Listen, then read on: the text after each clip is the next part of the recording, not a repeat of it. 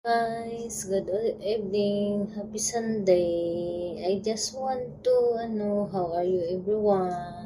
Anyway, I hope that you gonna subscribe in my channel because the earning of the subscription I'm going to give that to the campus ministry scholar student in the Philippines.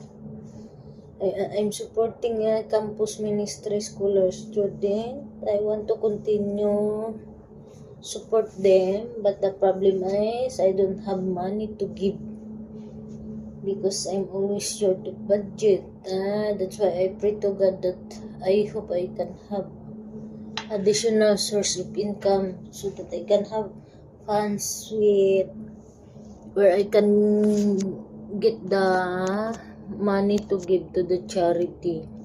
I'm supporting that for more than 3 years. But this, year 2025, I'm struggling financially, but I try my best to give them even a small amount. Because,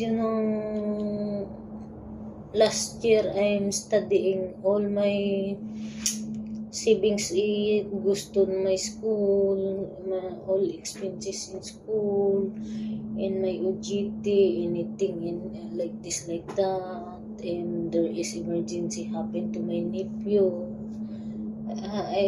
Even my emergency savings, I already using it.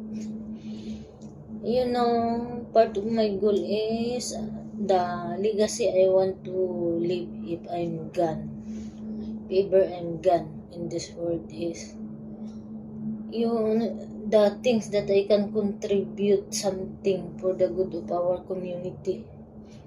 Like that, I want to be part of a charity in our church supporting the scholar student in campus ministry who is studying to be a preacher in church, who want to be a pastor, that they cannot afford to pay the tuition fee to study to be a pastor someday. That's the charity I want to, and also about the,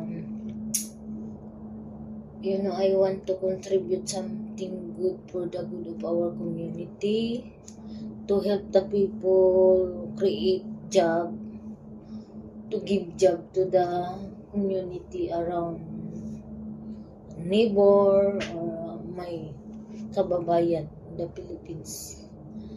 And I hope and pray that God will fulfill my goals. That's part of my goals anyway. That's the thing I want to leave behind if ever, I'm not in this world anymore.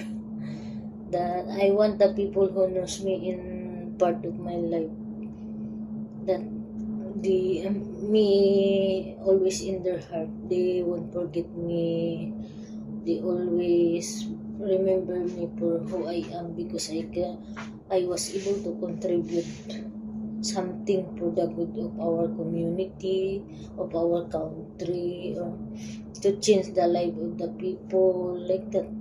That's all, guys. I hope you can subscribe my YouTube channel to help me continue supporting a scholar student in campus ministry. Thank you very much. God bless everyone. Bye.